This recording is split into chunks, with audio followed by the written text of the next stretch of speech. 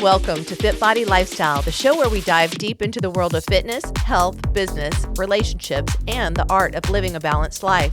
I'm Jami. And I'm Greg, and we're here to give you the benefit of our experiences in the fitness and bodybuilding industry, the corporate world, running a business, personal development, and building healthy relationships. Whether you're sweating it out in the gym, hustling in your business, or seeking balance in your everyday life, you're in the right place. So lace up those sneakers and grab that water bottle, and let's get ready to transform our minds, our bodies, and our lives.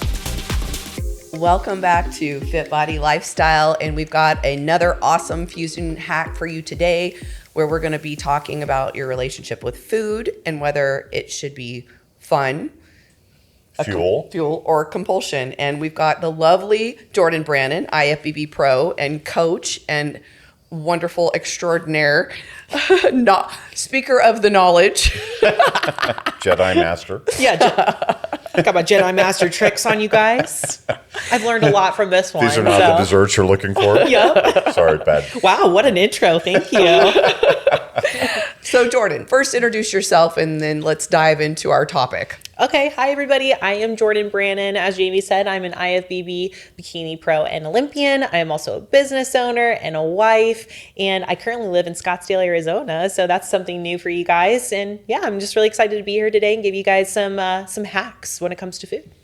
So let's set the table, maybe pun intended on that. Set the table for this fusion hack really follows a discussion that we had about food, especially during an improvement season, and not being so food focused and recognizing food for what it does to change your mindset around it so that you stay within reasonable parameters and are not being driven by these compulsions. So that's the context of this. So yep. So our table's set. Now it's time to kind of serve the food or serve it up.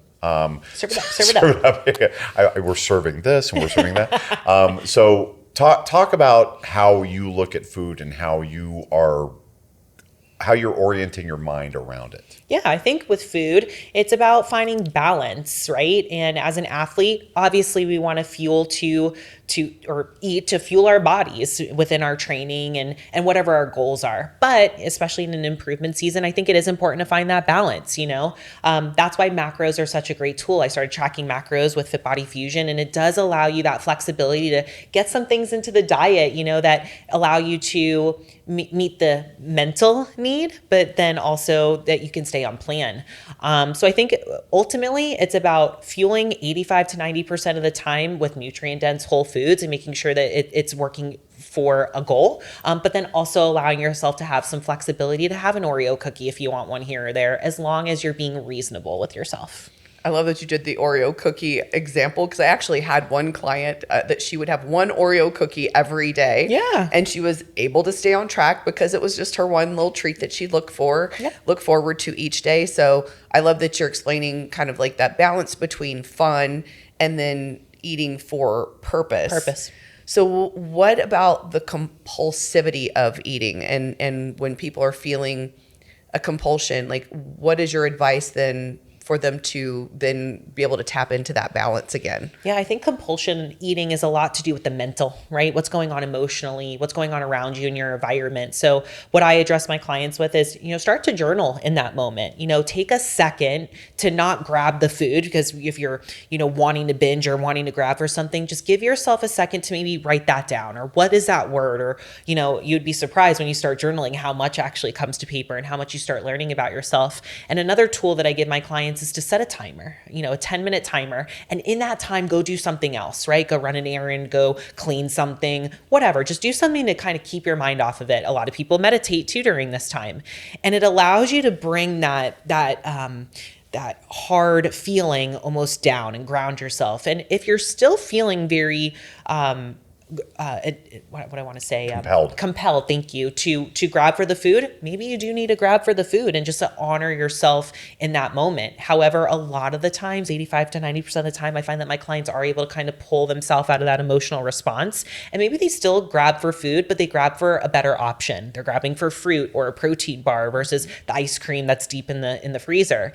So just checking in with your emotional state and deciding, is this emotional or is this something that I absolutely need right now. Quick story, one of my very first preps, I was literally in tears at the kitchen counter 3 weeks out from a show because all I wanted was one Oreo cookie. That's why I make the joke about the Oreo cookie. And we had to call my coach and he was like, just let her have the one Oreo cookie. Why is this even an issue? And I felt so much better. So sometimes you just need to just go into that need to diminish it and get rid of it. And there is, let's draw an important distinction here. There's a difference between having the one Oreo cookie versus having a flat of Oreo. The one box. Yes. Yeah. All I wanted By was one, the I one. just meant the box. Yes. Yeah. And I remember biting it so small. But yes, it's just, the obsession of food, it comes from the internal, right? It comes from something that's a lot deeper. So I'm encouraging you, if you find the binging or you find the obsessive thoughts about food, just try to really be real with yourself with where you're at.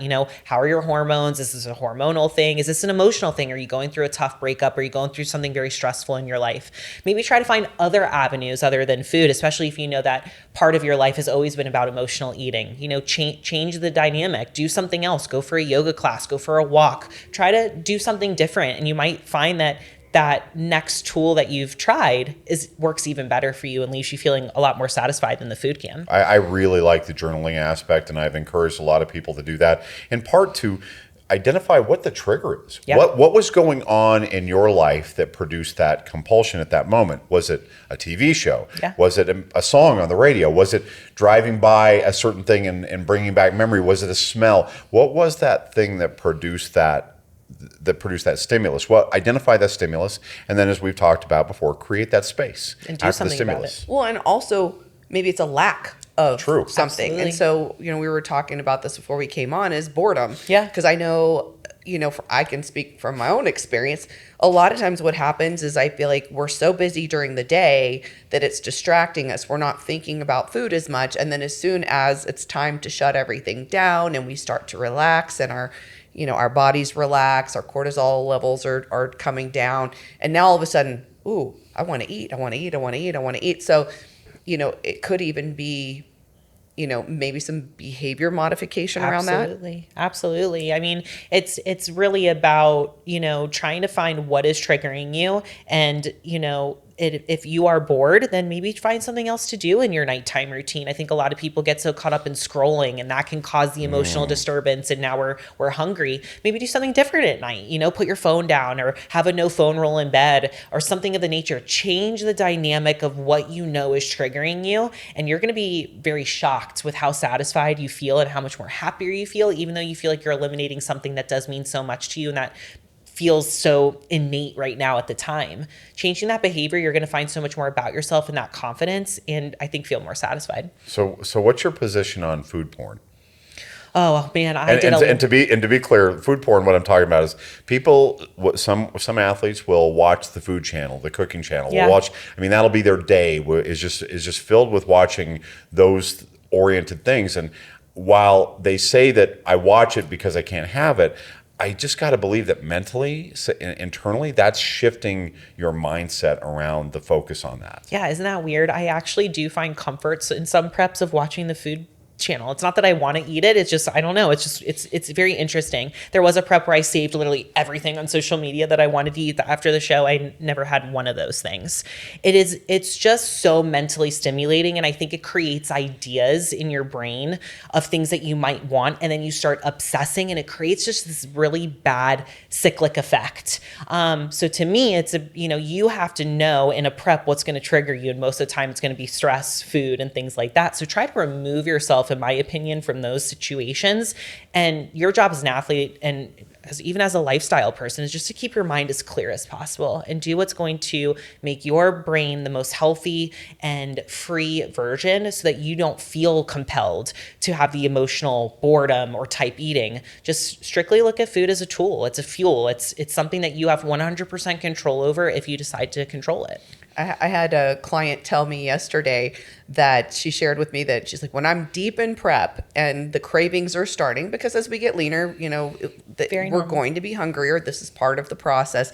And she's a mom, so she has, kids that are school age kids. And she says, of course, I don't want to take anything away from them. So she has like a little area, a little Foot Locker that's in her husband's study that she keeps all of the snacks in. And Smart. then they have a freezer that they in the basement that they keep the ice cream in, just because that way it's not right in her face. Like obviously she knows it's there, if she, but rather than every time she goes to make her meals or whatever to see that. So I thought that was really interesting, and she's one of those people that is really good about staying on track. So it's finding what works for you in a lot of cases. That's a really great point. A lot of my clients, they struggle because they're making their kids' foods, and kids' food is yummy. They get mac and cheese and they get, ice cream and things like that. So while that might be a little bit of an inconvenience for her family to have, another freezer and things like that, they love her and support her enough, and she's meeting them where they're at and they're meeting her where they're at. And that's a great balance, and it's also really important to have that support in prep, because that allows you to not have those emotional responses. You could be around the food. It's not in your face per se, but you have the control to know it's there. Your family's getting what they need. You're getting what you need. And everybody is keeping the peace, keeping it copacetic, and keeping your mind in a good spot. All right, so let's wrap up this fusion hack on how to balance the food as fun, fuel, or compulsion.